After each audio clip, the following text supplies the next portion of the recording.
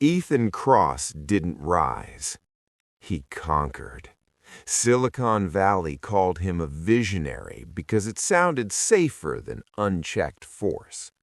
Washington called him a necessary risk because he solved problems they created and refused to touch. His enemies didn't bother with names. They called him inevitable.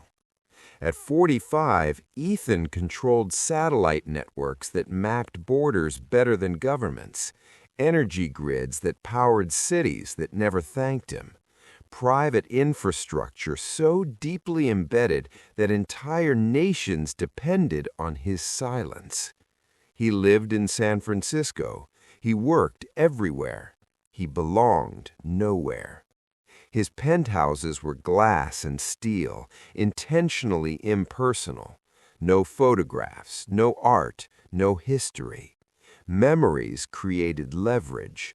Leverage created vulnerability. Love to Ethan was inefficiency. Until Geneva. If you're here for dark billionaire love stories where power, politics, and obsession collide, subscribe to Fortune 29 Mystic Tales. This isn't comfort storytelling. This is consequence storytelling. Part 1. The Man Who Never Lost and the Woman Who Didn't Need Him. The Global Security and Energy Summit was supposed to be routine. Panels, contracts, smiles that meant nothing. Ethan arrived, as he always did, between applause and resentment. Then she entered, Elena Moretti, Prime Minister of Italy. No entourage theatrics, no practiced warmth. She walked like someone who had already survived every room she entered. The room recalibrated itself. Men straightened, women measured, power leaned forward. Ethan noticed something immediately. She wasn't impressed. When they were introduced, her handshake was firm, brief, controlled. "You're used to being welcomed," she said. "I'm used to being necessary," Ethan replied. She met his eyes without blinking. "Those aren't the same thing." That wasn't attraction. That was impact. Intellectual foreplay. They clashed publicly. Energy independence, data sovereignty, private infrastructure replacing public governance. Their debates drew crowds larger than the keynote speeches. "You believe nations are obsolete," Elena said on stage. "I believe they're inefficient," Ethan replied calmly. "And people," she pressed, "are they obsolete too?" Ethan paused just long enough for the room to lean in. "People adapt." Elena tilted her head. "Or they break." The applause was thunderous. Quick check-in. Is power more dangerous when it's inherited or when it's earned? Backstage, the tension sharpened. "You don't like being challenged," Elena said. "I don't like wasted authority," Ethan answered. "And yet," she replied, stepping closer, "you listened." That unsettled him more than anger ever could. The line they didn't cross. The dinner wasn't scheduled. It happened because neither of them wanted to be the first to end the conversation. No aides, no cameras, no protection. The wine stayed untouched. The food went cold. "You don't flirt," Elena observed. "I don't waste signals," Ethan replied. "And yet," she said quietly, "you're here." They didn't touch. They didn't need to. The restraint followed Ethan back to his hotel like a shadow he couldn't outrun. The secret he buried. 2 days later, his phone vibrated with a name he hadn't seen in 9 years. Claire Hawthorne, the only woman who ever left him first. "We need to talk. It's about Lucas." The room felt smaller. Lucas. the son Ethan had chosen not to know, not because he didn't care, because caring would have cost him control, and control was the only thing he trusted. Be honest, is ambition an excuse or just a prettier word for abandonment?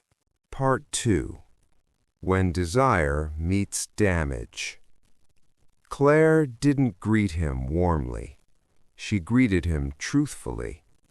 "You don't get absolution," she said. "You get context." Lucas was 10, quiet, brilliant, already observant enough to distrust absence. "He asked about you," Claire said. "I told him you build things that matter." Ethan swallowed. "And people?" he asked. She didn't answer. Elena's rule. Elena called that night. "This stops," she said. "I haven't done anything," Ethan replied. "That's what scares me." A pause. "If this becomes real," she continued, "I lose credibility. If it becomes public, I lose power." "And if we stop?" Ethan asked. She exhaled slowly. "Then I lose something else." They stayed on the line in silence. Neither hung up. The affair begins properly.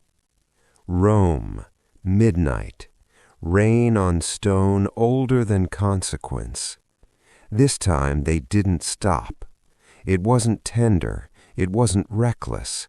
It was two people who knew exactly what they were risking and decided it was worth the cost. Afterward, Elena sat at the edge of the bed. "This cannot have a future," she said. Ethan watched her like a strategist losing a war he didn't want to win. Nothing honest ever does. The illusion of control. For the first time in his life, Ethan believed he could manage everything.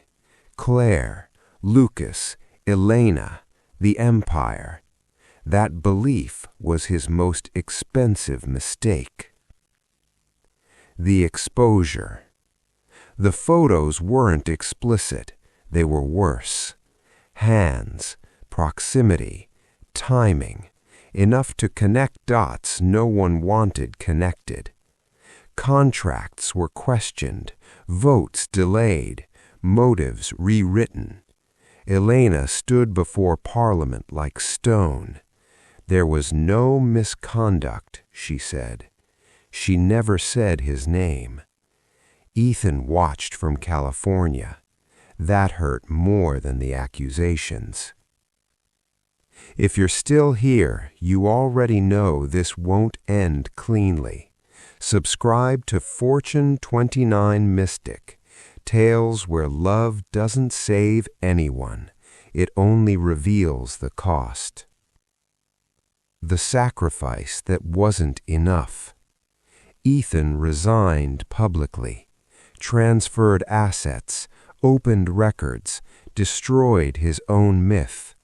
The world praised his growth. Behind closed doors, Elena paid the price. "You were safe while he needed you," a strategist told her.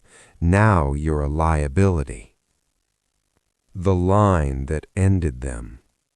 They met once more. Rome, quiet, unguarded. "I destroyed myself for you," Ethan said. Elena didn't flinch. "I didn't ask you to." Then softer. "I loved you, but I loved my country more." Ethan nodded. "That's the difference between us," he said. "I never loved anything enough to save it." The reckoning.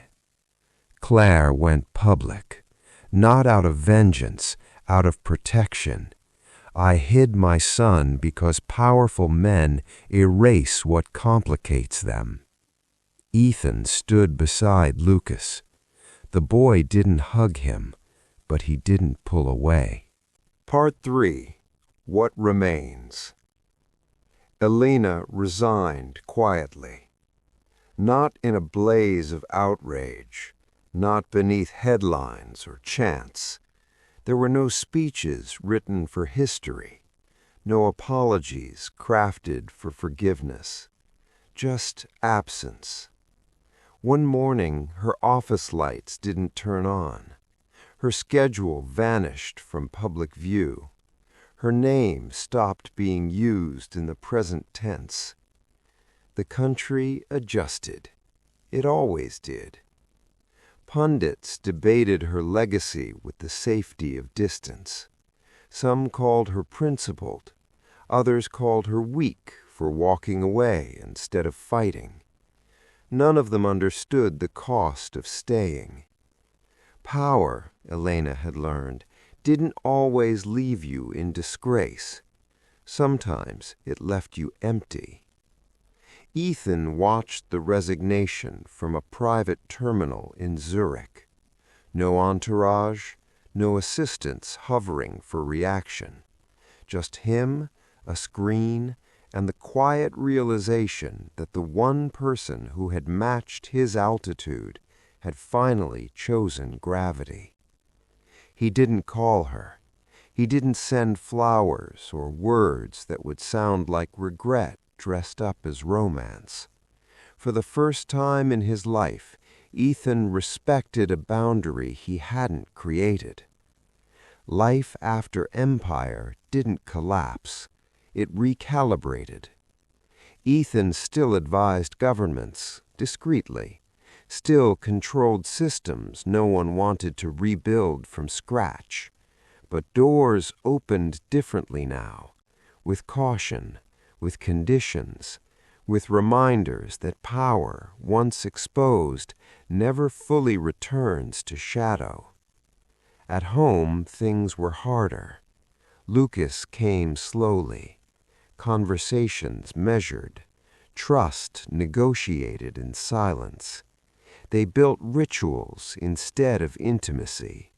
Saturday breakfasts, chess games where Ethan lost on purpose and hated himself for it. Long walks where Lucas asked questions that had no strategic answer. "What happens when you win everything?" Lucas asked once. Ethan thought about Elena, about Claire, about the cost of inevitability.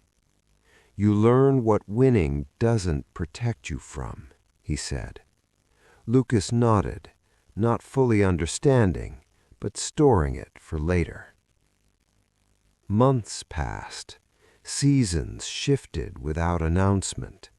That was when Ethan went looking for Elena. Not because he expected reconciliation, not because he believed in closure, but because unfinished truths had begun to feel heavier than risk. He found her on the Italian coast, a town too small for ambition to survive. No guards, no aides, no flags. She lived near the water now, in a house that held sunlight instead of strategy. When she saw him, she didn't smile, but she didn't retreat either.